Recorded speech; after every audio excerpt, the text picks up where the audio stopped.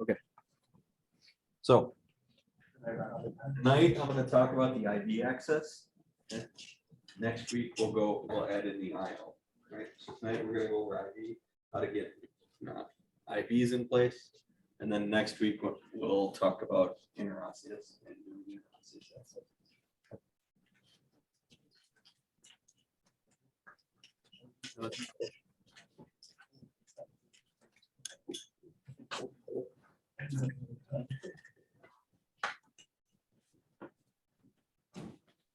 Technology is not like me tonight.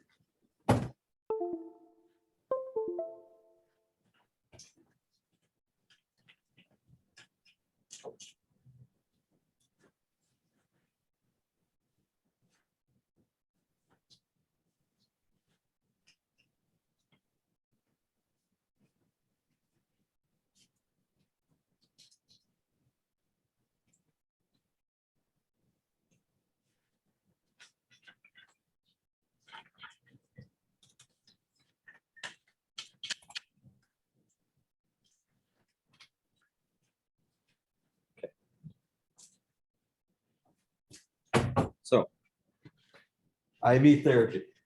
Okay. What are some reasons that we want to give IVs?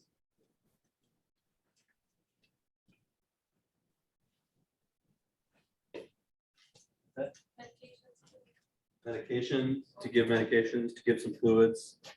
Okay. And then here it says anticipation of medical need. What is that? What do you guys think that means? You need like CT scan or need Right, getting it ready for the hospital, right? And yes, for like the CT scan, right? If you have a stroke patient, right, we're not giving fluids unless they have a really bad blood pressure. But we're not going to give fluids. But knowing going into the hospital, they're going to get a CT scan with contrast. Okay? So the sooner you get that IV in, the quicker that CT scan can happen. So if you get that IV in before you get to the hospital, then they get in there, they push their contrast, take their CT scan. That might be the time frame that you need, okay, depending on when the last known well time is. Okay? Because generally in a stroke, it's like 90 minutes to the CT scan, and then within 4 hours, hopefully do a stroke center, depending on what protocols you're in. But the sooner you can get that, it might mean the sooner they can get TPA or go in for surgery if it's a blood or hemolytic stroke, stuff like that. And remember, when it comes to that brain tissue, time in a stroke is death of tissue. So the longer the stroke goes on before interventions happen, the more death of tissue there's going to be. So just kind of hastens that ability, right? Makes things a little bit quicker. And then if you know, hey, this patient's going to need a lot of pain meds soon, okay? Let's get this IV going so when they get to the hospital, they can push their pain meds as soon as they are ready for it. And that also requires you to keep a good handoff and pre-arrival report so that they know what to be ready for too. Okay.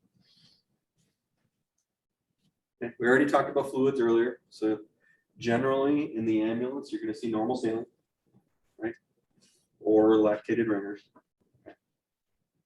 Some places are just carrying normal saline right now. Okay. That's simple, easy to use. Lactated ringers generally, like Deb was saying earlier, it's trauma, burns, maybe some dehydration that you might use your lactated ringers. Okay. And 5% dextrose, usually that's when we're mixing drugs with those things. So on an advanced EMT truck, you probably aren't going to see too much of that. Maybe on a paramedic truck, you might see something. Okay. Makes sense, right? Do not use after their expiration date. Okay. Any fluids that appear cloudy, discolored, or laced with any sort of particulates. So basically, when you grab your bag of fluid, you're going to look at it. Okay. We're going to look for expiration date. medication, right medication. Look at the fluid, make sure that there's no little floaties going on inside there, that it's the right color. Okay. Should be relatively clear. It should be clear, right, unless there's some sort of med in there. And then make sure the packaging is sealed and hasn't been tampered with. So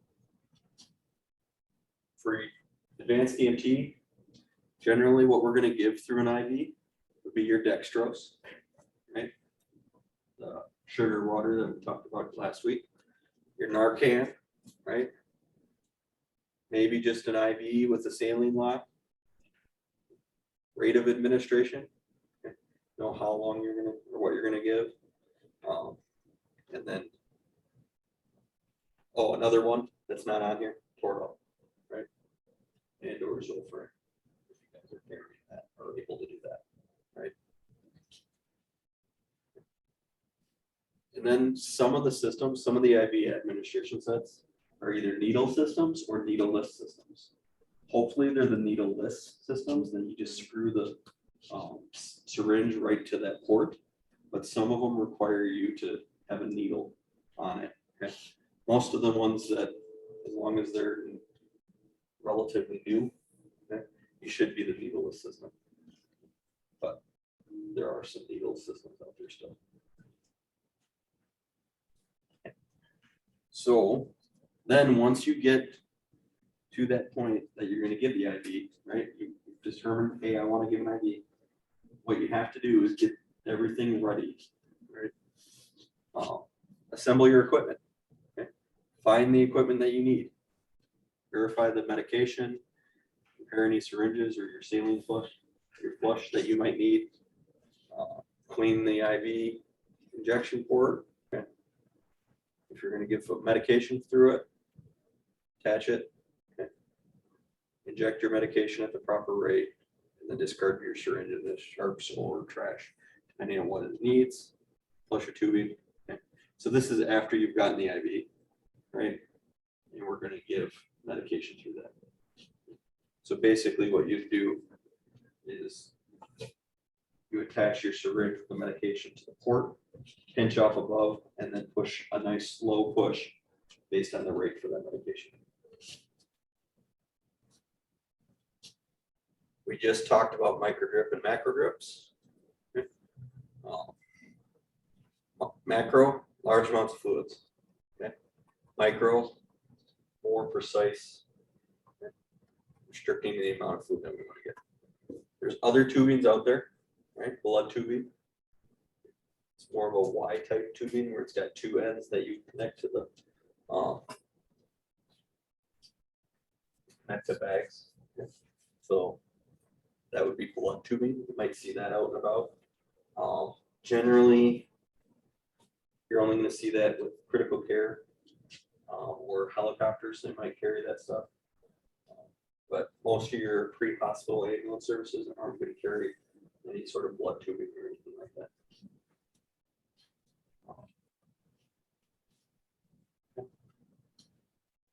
Extension tubing. Okay. It's exactly what it sounds like. An extension could be anywhere from 1 inch to 7 inches to 30 inches. Just extra tubing that you can attach onto the end of your administration set to make it a little longer, okay? Make it easier to change from one bag to the next type of thing. So extends on the original one. You might have pump tubing. Okay? So if you're on a service that carries a pump, your tubing might have like a soft portion kind of halfway up that tubing that attaches to their pump. Okay. That allows for a little bit more control if we put it on a pump. Okay. And then there's other little miscellaneous ones out there that can help you with doing more flow rates, but generally they're either going to be a macro or micro drip type set. They could be anywhere from 6 feet long to 3 feet long. All depends on what your service orders. We saw that picture in the last one.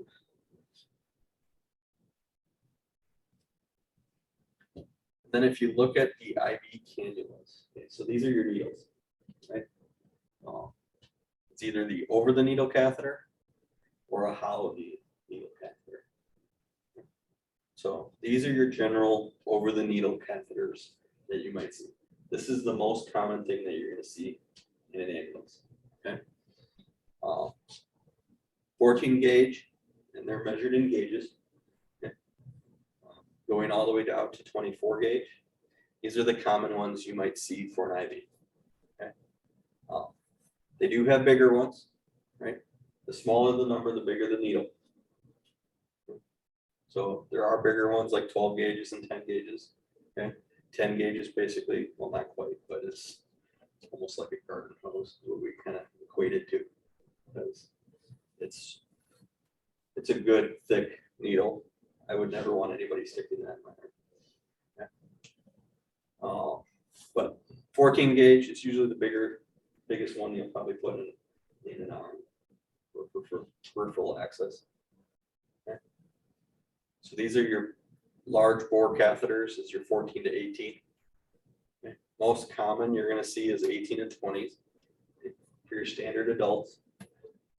If you have great veins, we're probably going to go with an 18. Okay. If you have not as big of veins, maybe we'll do a 20. Right. But 22s, 24s also exist. They're a little bit smaller for your smaller veins or your kids type of thing. But the right answer, the biggest catheter that fits in your vein, right? That's what you're going for. Usually, when we do it on each other, we'll probably do either 18s or 20s on each other. Mannequins will probably do 22s or 20s. But yeah. So you're over the needle catheter. Okay. You've got your catheter that's around, it's basically a plastic tubing around a needle, right? The needle's hollow, there's catheters over the top of that. Then you have your hub, okay, your flash chamber. Okay? When you get this into your IV or into the vein, this flash chamber should fill with blood, right? Pretty quickly. And then it fills there. And then anything extra back here, that is either just extra plastic that contains the flash chamber, or it's a safety spot so that when you pull your needle back, it goes directly to a safety piece. Right? There's lots of different versions of this out there. Big statement, just get used to what your service has. Okay?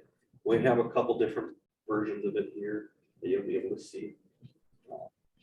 But usually, once you pull the needle out of the hub, okay, unless you have the specific catheters that have a valve in there, they will start bleeding on you, right?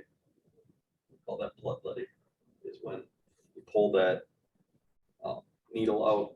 If you haven't pinched off above here, okay, it's going to start bleeding on you. And we'll show you how to do that so that doesn't happen. Then you have your hollow needle catheters. These are usually a lot smaller gauge, like the 24 gauge, or potentially smaller. And these are sometimes called butterfly catheters because it's got these wing type things, which allow you to basically pinch them together and go almost horizontal, parallel with that being. I thought they call them like diffusics or something. What's that? Oh, just the picture looks like diffusics. I don't know if that's this, because this one is kind of like a butterfly, but I thought It might be another name for it, but usually we call them the butterfly catheters. But this is just a hollow needle. The one you're talking about actually is a regular IV catheter, but it's wing. And it has a little longer stylet. yeah, I have to look at that closer.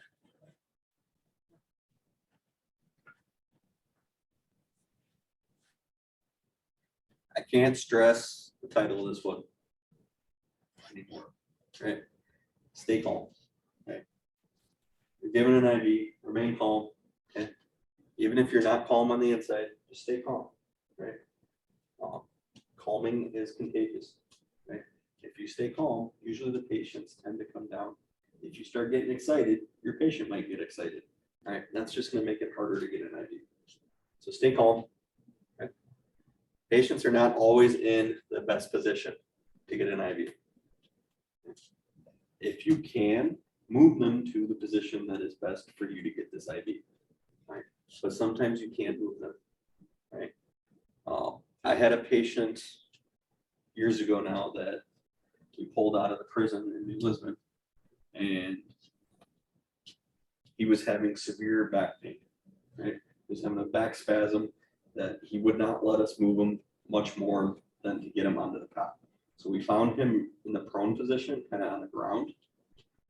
The cops or the guards had secured his hands and legs, but he stayed in that position. So we just kind of used a backboard, lifted him up onto the cot, removed the backboard, and left him in that prone position.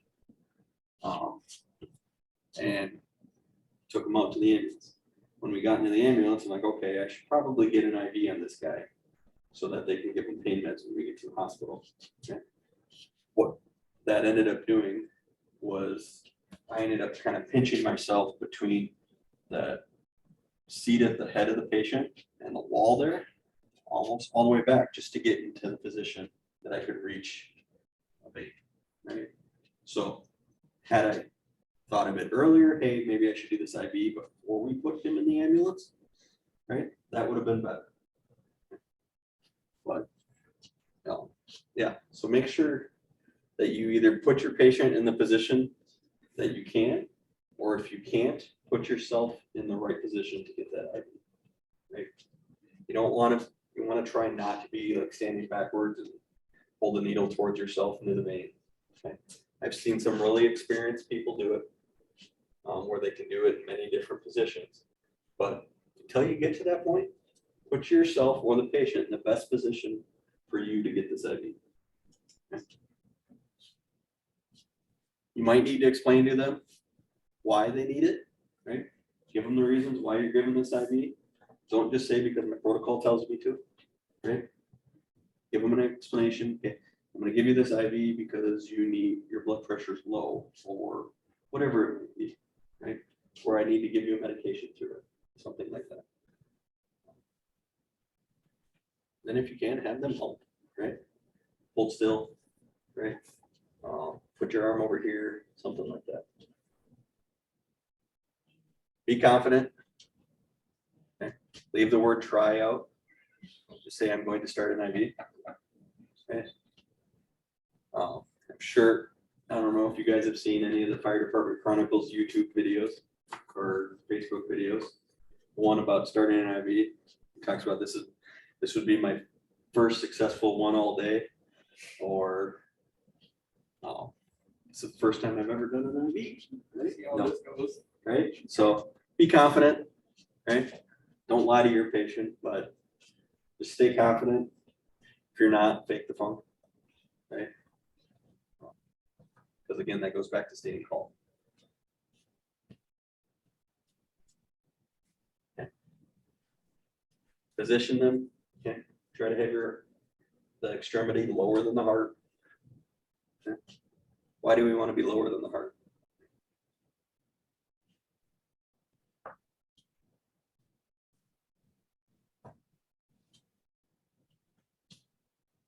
To help the vein be more prominent. Uses gravity to your advantage. So when you're putting the constricting band on, if we're lower than the heart, it's harder for that blood to get back. Okay, so that gravity is going to help kind of keep the blood so that you can see the vein a little bit better, and not just see it, but expand it to make it a little bit more accessible for you. If you fail, don't worry, it will happen, right? I've had patients that had very crappy IV veins, right? Needed sugar. He's dehydrated. Stuck him 4 or 5 times before I finally got an IV. But just if you fail, explain to the patient what you did. Know how many, and that you're gonna do it again, right?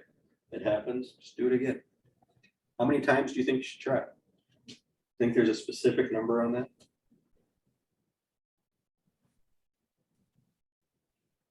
Very situational based, right? As to what you need to do. Okay.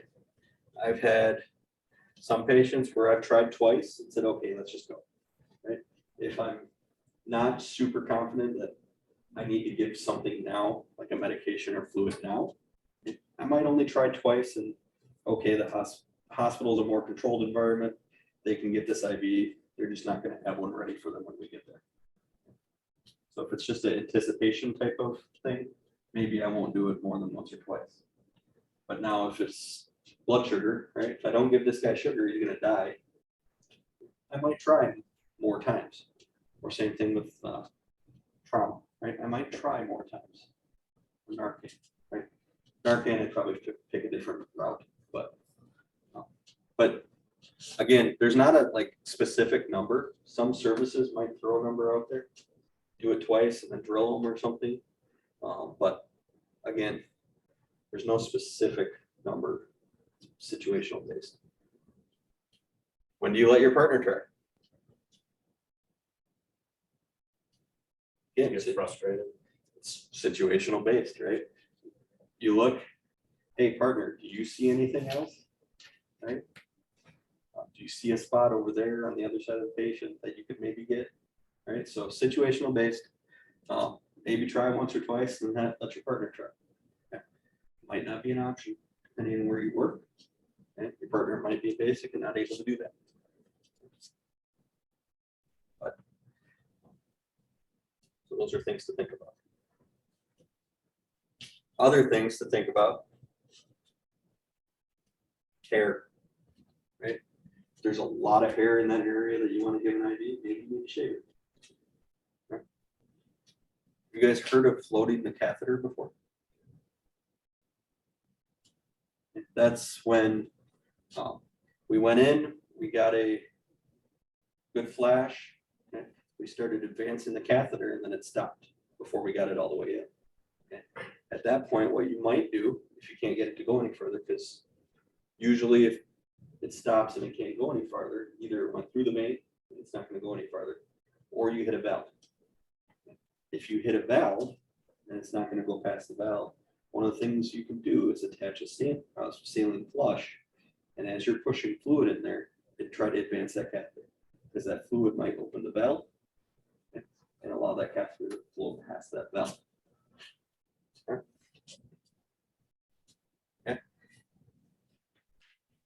Right or left side, maybe I have to switch sides, okay. Switch locations. Hopefully you have a needleless system that'll make it easier on you when you're doing that. Making sure sharps containers are accessible, because where don't you want to throw your needles? Where don't you want to go? Yeah. Anywhere but the sharps. Anywhere but the sharps you don't want to do, right? Because a lot of times what you'll see, and I guarantee everybody in the classroom will do it, is they'll do their IV, okay? Advance the catheter, pull the needle and drop it on the table next to them. Everybody's going to do it at least once without sticking it directly in the sharps container. Okay? That's a critical fail when it comes time to register time, but it happens all the time. Okay? It happens in the ambulance where they pull it out, they set it down on the bench next to them. I've seen it get set in between the patients or on the patient on the blanket. Okay? Don't do that. Set it directly in the sharps. Okay? So usually when we're doing that, we say, we pull the needle out, sharps out, right? Even if it's in the safety container, and then you either put it directly in the sharps container or hand it to the person between you and the sharps container. Just make sure that you get it to that sharps container right away. How many lines do you need? Okay. Usually it's one, right? But depending on what's going on, maybe you need 2, 3. Okay. All depends on what's going on. Massive trauma, massive bleeding, you're probably going to want to do 2 lines right away if you can. Because if they're bleeding a lot, yeah, you might have veins now, but 10 minutes from now, you might not have any veins. So if you can get the lines in there now, even if you just put a saline lock on one of them, right? But you might need another line here down the road. Okay. And it all situation dependent, time dependent. Okay. A lot of those type of things, we'll get one line in, do the rest of our stuff, and hopefully I'll come back to it and maybe add a line if we have time. And then plan ahead. Okay. So if you can plan ahead, what does the hospital need? What do you think the hospital's going to need? For instance, that second line type of thing. Confused patients. If you have a confused patient, what do you think you want to do before starting an IV? Tell them what you're doing. Okay. Explain. Be good about explaining to it, but they're still confused. Possibly restrained. Yeah, possibly restrain, at least restrain their arms, right? Make it so that they can't rip those things out. Okay? I had a PA once in the Army that always told me, tape it down so the monkeys don't get it, because the monkeys are going to come forward. I don't know what he had with monkeys, but something is always going to try to pull those out. So make sure that you secure your IVs when you do that.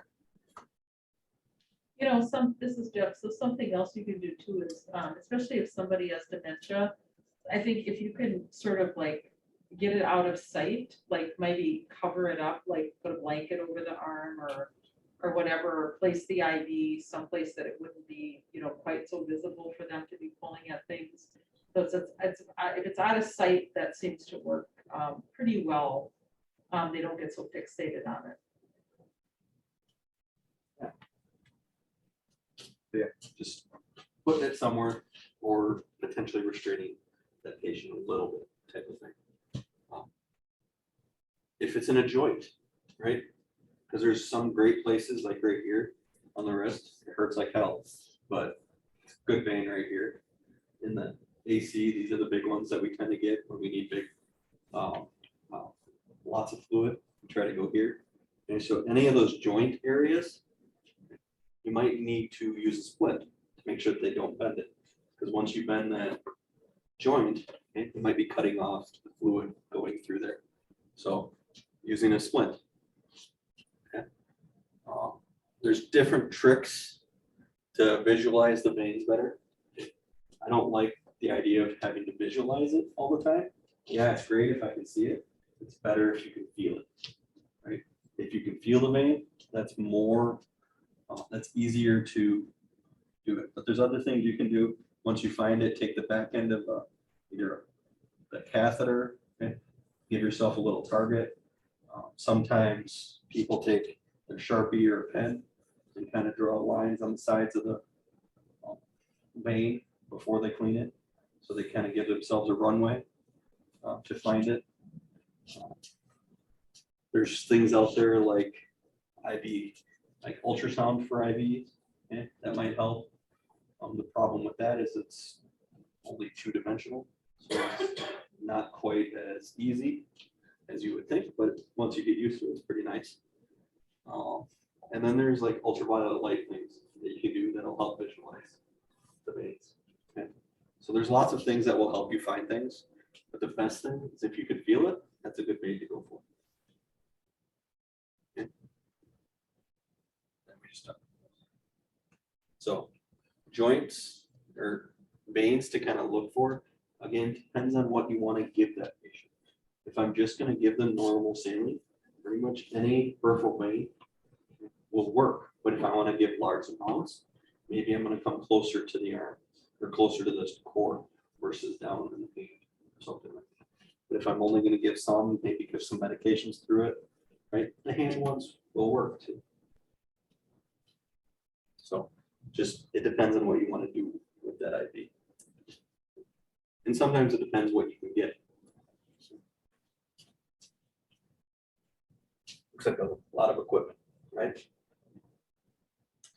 Pretty much what you need for an IV, right? You've got your fluid, your admin set. Okay. You need alcohol prep to clean, gauze to cover with blood, tape to tape things down, a tourniquet here to help force blood back towards into the vein. Okay. Obviously gloves. Tegaderm to cover up your site once you get the IV. Here's your extension tubing. Okay. It might be just like this end, which is blue, or you might have a 6 or 7 inch tubing, or you might have a 30-inch tubing. Okay. All depends on what you have. And then some sort of saline flush.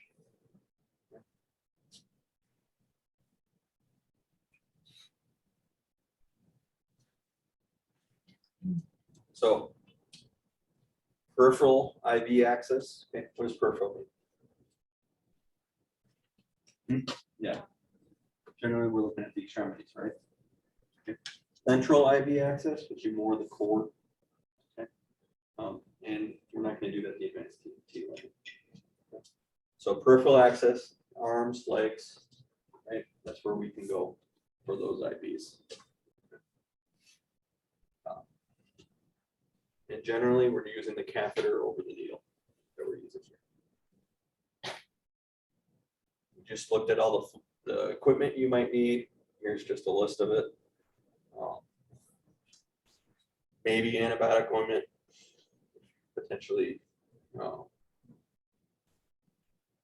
maybe of some sort, but most ambulances, we don't have that. Not even on the trust. Find the right size. Right.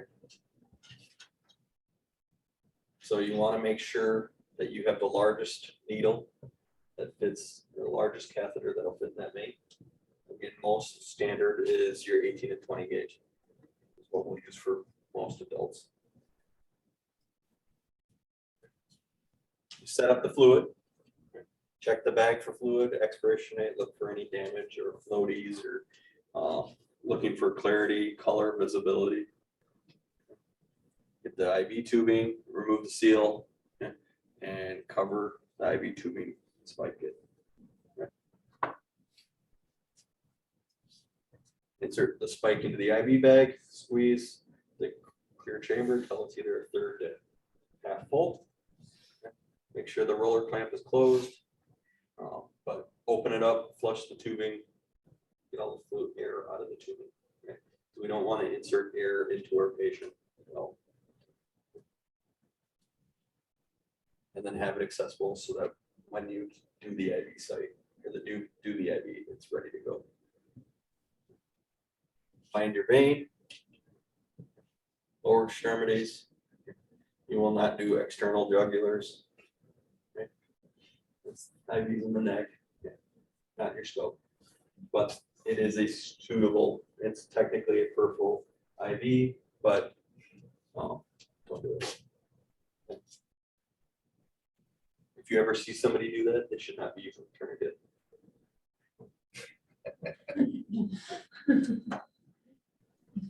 Got some laughter. Okay. Okay. Palpate your vein. Choose the visible veins when possible. Okay. Make sure you use the right one, the right vein for what you're looking for. These are some common ones that you might see. On the back of the hand, the forearm, up to the AC. Okay. Disinfect the site. Hold the needle at about a 45-degree angle, okay, or less. So generally, outside of the hand, right? If we're going forearm or AC, we're probably going to go 30 to 45-degree angle as we're inserting into the vein. Okay. In the hand, okay, if you look at your hands, your veins are a little closer to the top of the layer of skin, right? So you're going to go more at a 30 or less degree. It's pretty low. So for me, I would almost go almost parallel, maybe at like a 15 to 20-degree angle, just to get in there. Once you get flash chamber, lower the angle of the needle. Once you get blood in the flash chamber, go down parallel. Okay. Insert about 1/8 of an inch farther with the whole thing, and then advance the catheter. Right. Well, here it says 1 to 2 millimeters. Okay. Push the catheter over the needle until it's to the hub.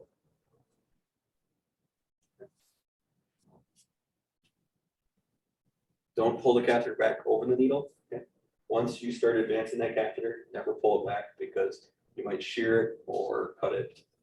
Because that needle has a bevel to it, so it's got a point on one side with an opening on the other. So it would tear apart that catheter. You don't want to let little plastic catheter things float around in your bloodstream. Once you get it in there, release the tourniquet, apply pressure to the end of the catheter with your finger, okay, above the catheter. Make sure that you stop any bleeding from happening or bloodletting from happening. Okay. And then connect your saline lock or extension set or your IV tubing, depending on what you have. So, and then this is just a bunch of pictures. Prepare all your equipment. Okay. Look at everything. Spike it. Flush the tubing. Put your tourniquet on. Clean the site. Generally, we use alcohol drops to do that. Stabilize the skin. Get IV access, bevel up.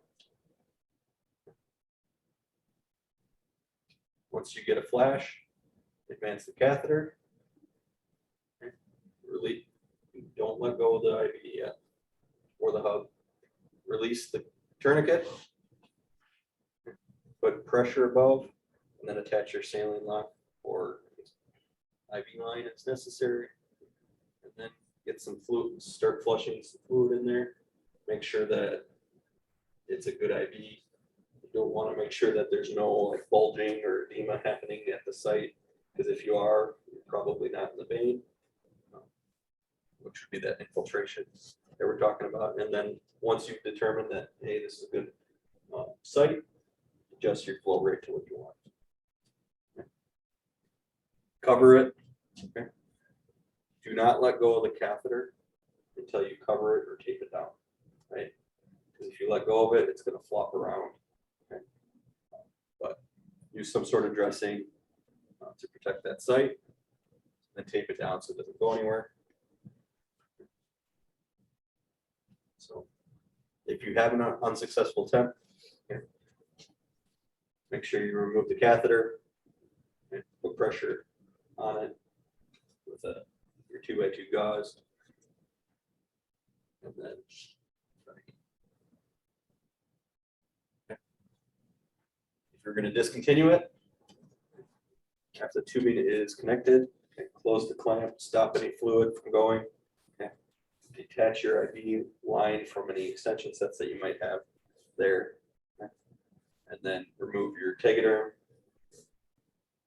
Hold it onto the hub when you do that. Remove the tegaderm. Then with the 2x2, put a little bit of pressure on that 2x2 and just one smooth motion, pull that catheter out while pushing pressure with that 2x2 just to stop it.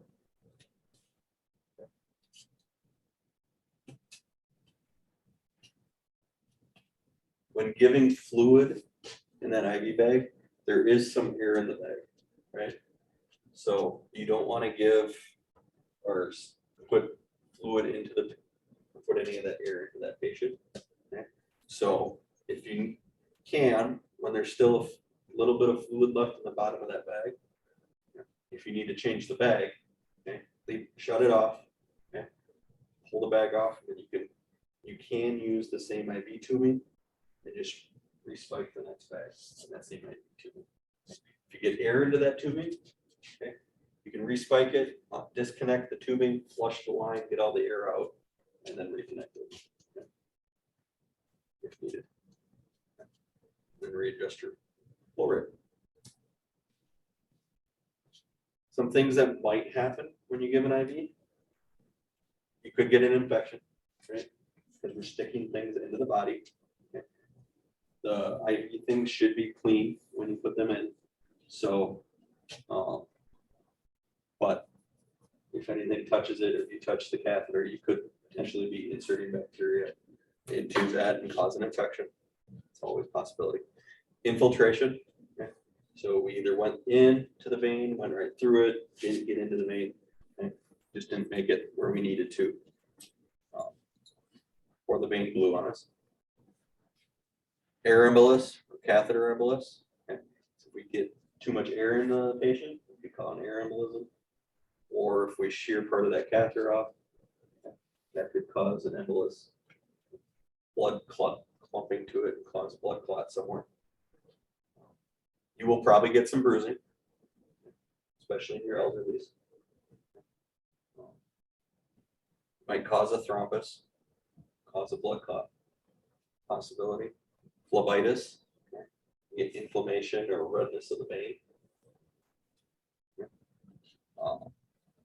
Pyrogenic reaction, fever. It cause some sort of feverish reaction. Or you give them too much fluid, cause fluid overload.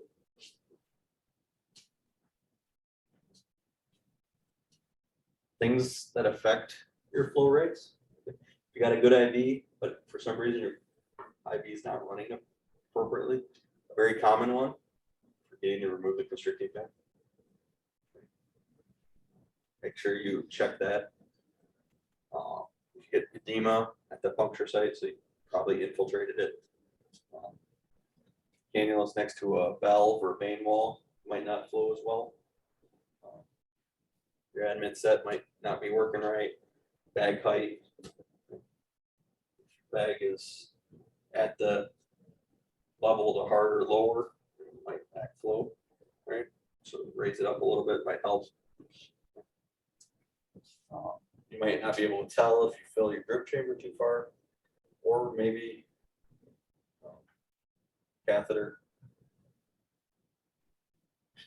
Bigfoot, right? Someone putting pressure on it, right? And it's not getting it, right? Whether it's them bending their arm or something like that, just something is occluding it somehow. Then here's some more potential complications. Inadvertent arterial puncture. I've only ever done it once in the last 20 years of doing IVs. And it was actually recent. And somebody got her, she had a nice vein that was right here. Like, great, there's not, yes, the artery's underneath there, but usually the artery is pretty deep, and this was very much on the surface. So I'm like, okay, great thing. Put it in, get a good good hit, had everything going well, connected my tubing, and even though I had the bag hanging from the ceiling of the ambulance, blood was flowing up the IV tubing. Okay. It's a good indicator, either your patient has really, really high blood pressure or you hit an artery. Right? So, mine didn't have a high blood pressure, but this spot wasn't really pulsating like an artery would either. So must have been an artery. So, don't know. Yeah, so those are things that might help it. If someone's on anticoagulants, okay, that might make them bleed a lot more, bruise a lot more. Okay. Other things, your older patients, if you get too much pressure, if you put the tourniquet on, you get too much pressure down below, you might just blow the IV site as soon as your needle touches it. Okay, because too much pressure on that vein, it's just going to blow once you puncture. So those are some different complications that you might see.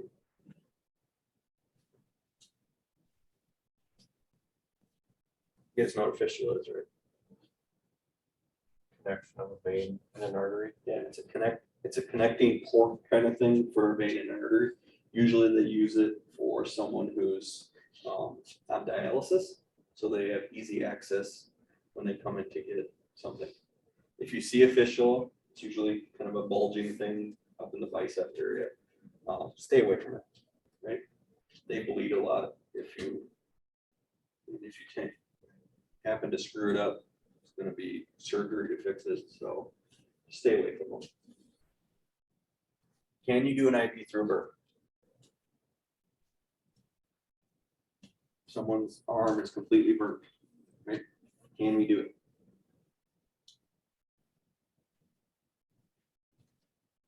What do you think? complete, but I want to look elsewhere if I could. Exactly. You can do it, okay, but if you have another site, try to do that, because as that burn tissue starts to swell, it could potentially push your IV out of the location or out of the vein. Okay? And again, infections, stay away from it. Right? But if it's your only access, you could potentially do it, but stay away from it. Okay. Okay, we'll talk about changing a bag when we actually do it. Saline locks, okay, or heparin locks, okay. They are pretty much the same thing. A lot of people, especially in the hospital, they use those words interchangeably.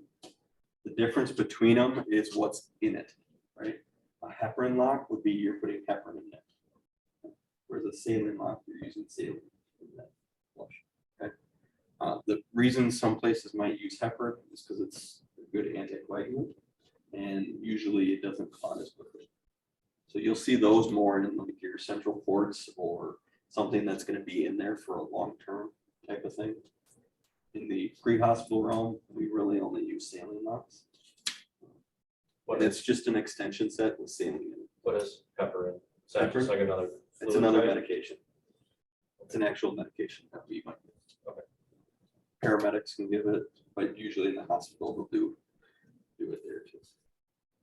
It's like an option for STEMIs too, cardiac type things. But, yeah. And then removing, after you've done your IV, next we'll remove it. Include the tubing, shut off the tubing. Okay, right. Remove any tape, sterile gauze or anything over the puncture site, your ticketer, remove all that. With your non-dominant hand, grasp the cannula. Okay, roll with your dominant hand, grasp the cannula with your non-dominant, use your 2x2s. Okay, applying some pressure on the site, just pull straight back, nice smooth motion. Okay, apply that direct pressure, dispose of any materials, and bandage it.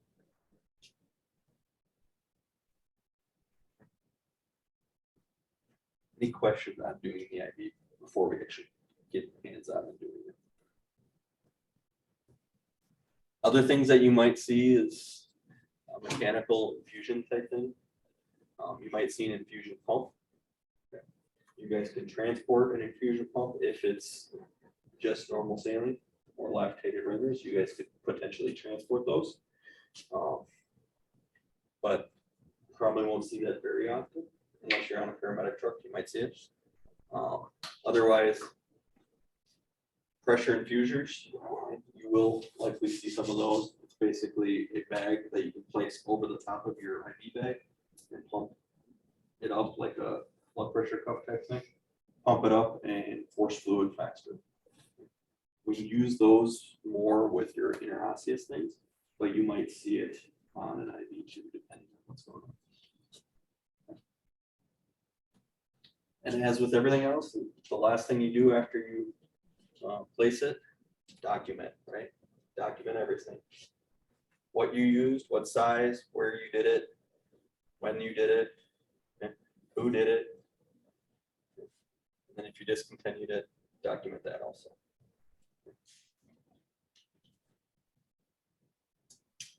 Bariatrics. Again, for vein elasticity, so they don't stretch as much as they normally do. So you put it under pressure. Once you poke it, it might just blow. Might have hardened veins. Things, they're either more fragile, easy to rupture, maybe they're smaller, okay? Or they're the varicose veins we see like in their legs that lots of bulging out type of thing. Makes it harder to get out of these.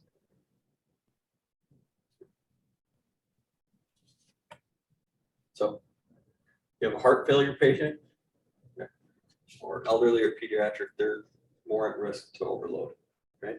So remember that weight-based dosages, right?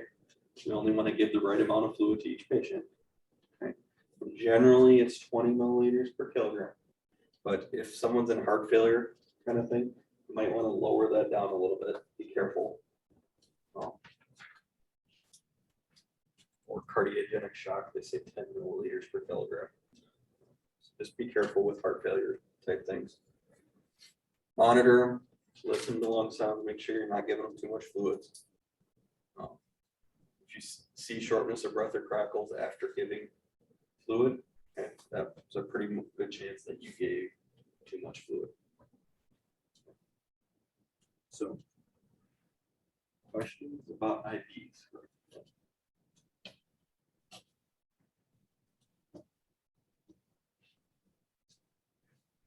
One thing to think about, and it has come up, I've seen it come up before. If you're on a truck and you're that ALS provider is the advanced EMT, you give an IV, you do just a saline lock, okay? And you have an EMT basic partner. Even though fluids are not running in that saline or in that IV, and you did nothing else advanced wise to that patient, can you leave that EMT in the back of the truck with that saline lock? No. Not if you start it, right? Once you start it, you've done your ALS assessment, it's your patient now, right? Unless at an equal or higher level. You can get caught with neglect if you put somebody in that back of the truck without that training. But that being said, if it's a transfer, okay, and the hospital says, hey, I've got this BLS transfer, yes, they have a saline lock, but nothing's been given to them in this saline lock. And you could potentially do that because you're not doing anything. But if you do anything pre-hospital with a saline lock, okay, it's your patient now or higher level of care. So people or higher level of care at that point. That makes sense. So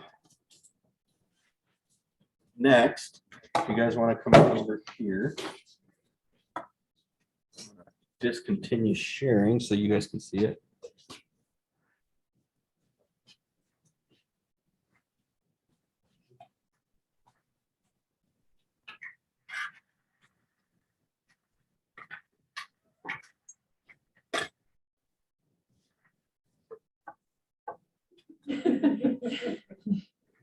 What's up?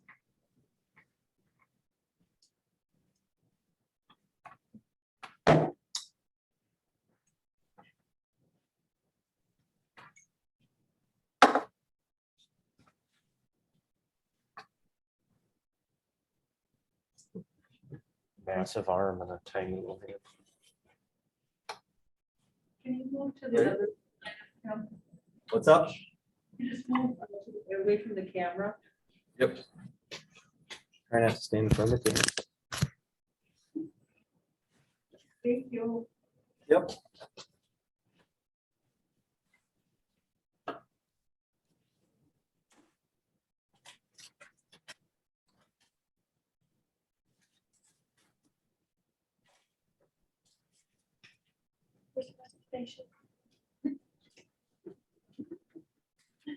Thanks, under pressure.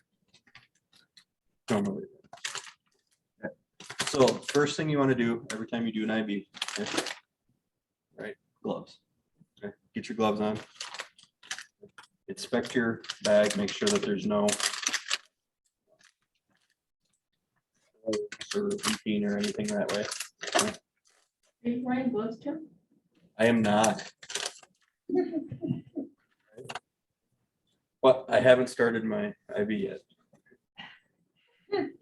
Check your fluids, make sure that there's nothing floating. It's the right medication. Okay. It's not expired in October of 18. Grab me some large gloves. Okay. Check my tubing. Okay. You can tell on here it says what drop tubing it is, so it's 10 drop tubing, like that macro drip.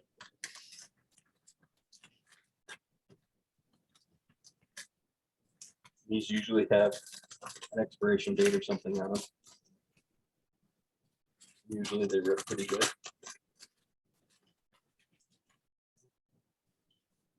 then checking color and condition of this, because if they've been in a truck or out in the sun too long, they might be discolored.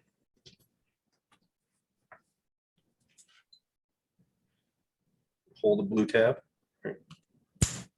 Snaps out, pull this cover off. Okay. And then you just insert in here into the tubing. Try making sure that you don't puncture the side of the hole, okay? Because that happens. If you do that, it's just going to leak on you.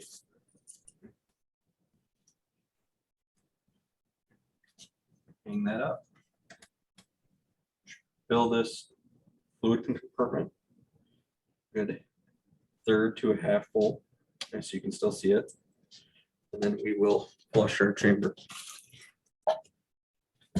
Flush it into like the trash or something, because we don't want to ruin our brand new carpet. Okay.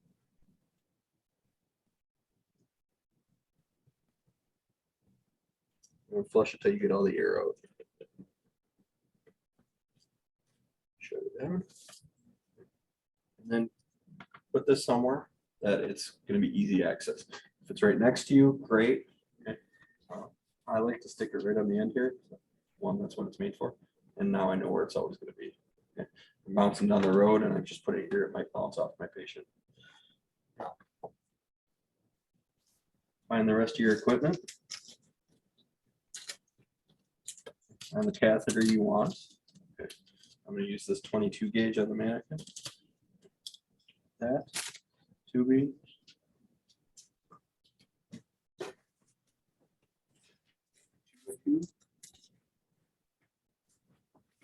Tourniquet. Tape.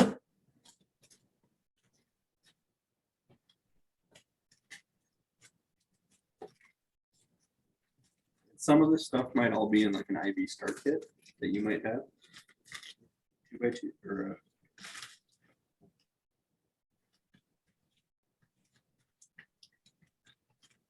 so here's multiple different types of those extension cuts. So you've got a short one, okay, or like a 6-inch right on it. And then this one is a needle system one that you might see where you'd have to stick a needle in to get to it. These ones are needleless. Short one.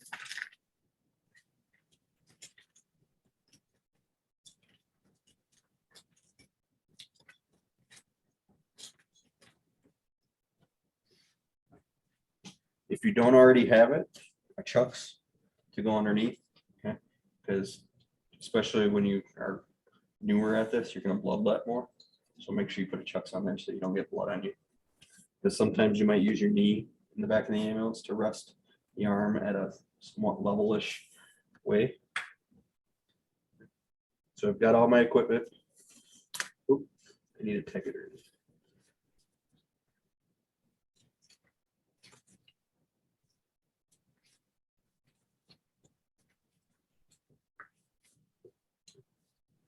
So once you get all that, you want to prepare it before you open it up. Open it up before you are stab your patient.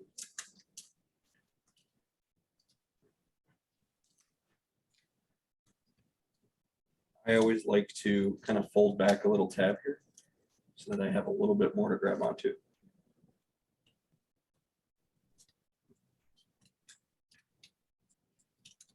So everything's pretty much prepared. I'll pull my needle out. Pull that out. If you can see when you do that, it's kind of an angled bevel that has a hole in it. When you're going to insert it, you're going to hold it with the bevel facing upwards, okay, or away from the vein. And then with this one, you're going to get your own kind of technique on it, but put yourself and the patient in line where you want to find. Okay. And I always hold with this one, put thumb on one side, finger on the other, okay, and then bring my pointer right down here, okay, so that when I start advancing it, I just can push here, right? This little knob is right on the hub, and you push that at that point. Okay. So hold it tight there, okay. And you saw there, I just kind of advanced it a little bit. you don't want to advance it. Just kind of look at it, make sure your needle is all good to go. And find your site, find the vein you want to go in. So we go right here. Nice circular motion going around. Then just one fell swoop. And a couple potential things you could do to help once you find it. If you think you're going to miss it, you could take the corner of your thing and just kind of point at the vein. That's one way to do it. You take the back end of here and just kind of push down without sending the catheter up there. Kind of push down here, or you could use this end. Just push down and kind of make yourself a nice little target, but clean it afterwards. And then you want to create some tension along it. So one way to do it is to just kind of pull down this way. Another way would be to kind of pull from underneath, kind of pull tension that way with the skin, but you want to pull your skin taut. And then insert at your 30 to 45 degree angle until you puncture, and you'll feel it. You'll eventually get the feel. Once you get that, flatten it, insert about 1/8 of an inch or so, and then just push your catheter forward. Okay. If you see, I ended up using my other hand to do it, but you could do it like this too, just one finger. Okay. Once you're here, pressure above, and grasp the hub, pull the needle out, and here, right?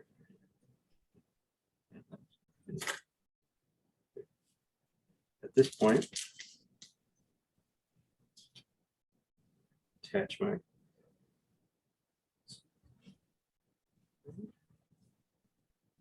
the saline lock. I would attach, normally I have a syringe with some fluid also.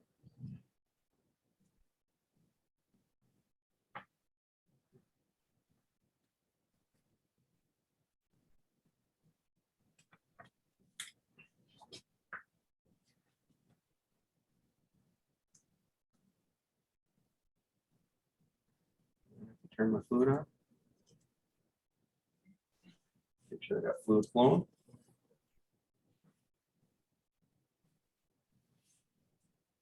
If it came out a little bit like that, you can float it back in. Just make sure you have fluid flowing. Once you're good, set the flow rate. Grab the Tegaderm. Put that on there.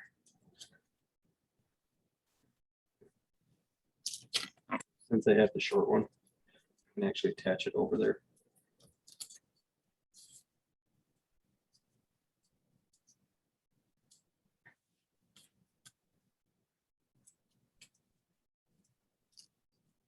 Okay. Make sure everything's flowing good. Grab my tape. And then tape it down so things don't go anywhere.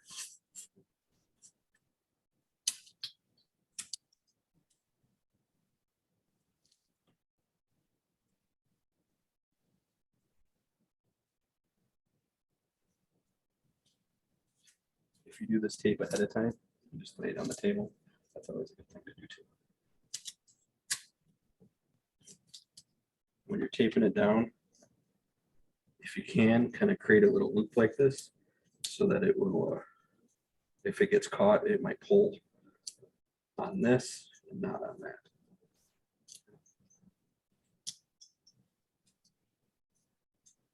I'm going to pull on this one versus on the catheter. And then now we can adjust our flow rate. If we had to give meds, this one is a needleless system or a needle system here. So I'd have to take a syringe with a needle to push into this one. Okay. So questions on doing the epi? It's relatively simple. Most of it is pre-setup work. I'm doing that. Hopefully you guys could see most of that.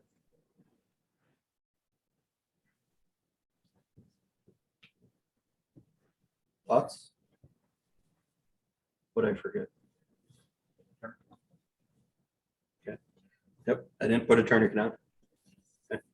On the mannequins, you probably won't have to, but make sure you put that tourniquet on when you're doing this. What else did I forget?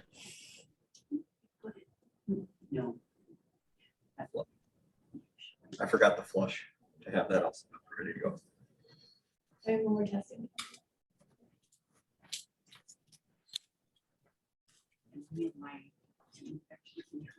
But if you don't have the pre-filled flushes, you can easily do these. Take your needle, clean your port here.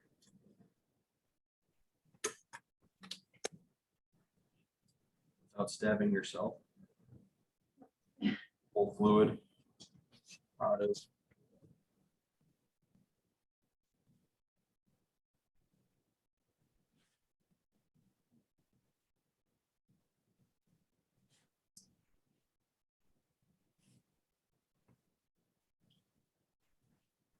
And usually we want to do like a 5 or 10 cc flush.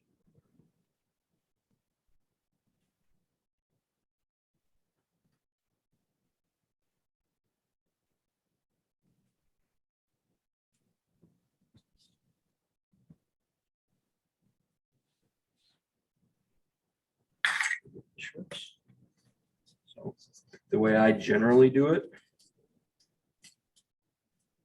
once I have my flush ready to go, I will connect the flush directly to my saline lock. Flush my saline lock so that's ready to go. And then when I attach it, I have extra space to attach versus just trying to do this next to So you're just pushing 10 cc's of saline 5 through or your 10 saline c's. lock before Yep. you're attaching it to them. Yep, to make sure I open everything up, ready to go. Make sure. You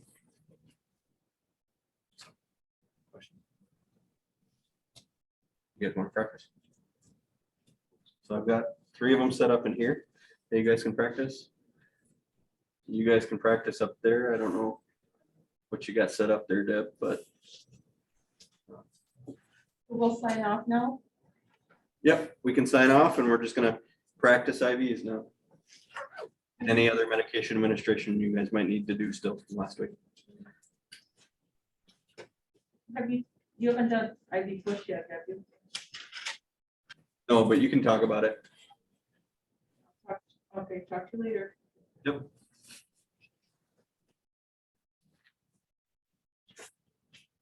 Okay. So now comes the fun part. So when you guys open your saline locks, you can reuse those over and over and over again. Right? But get rid of any needles or anything that you might use.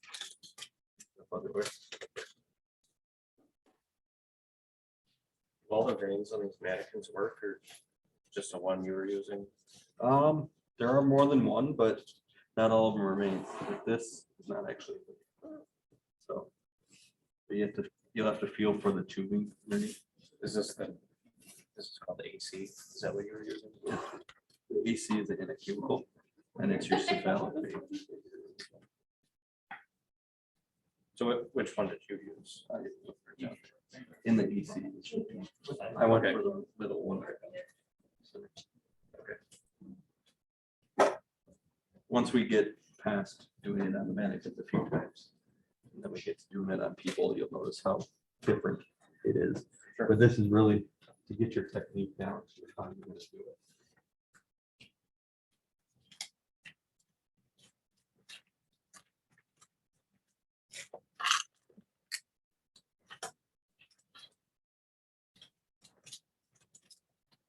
I'll pull some fluids out for you guys.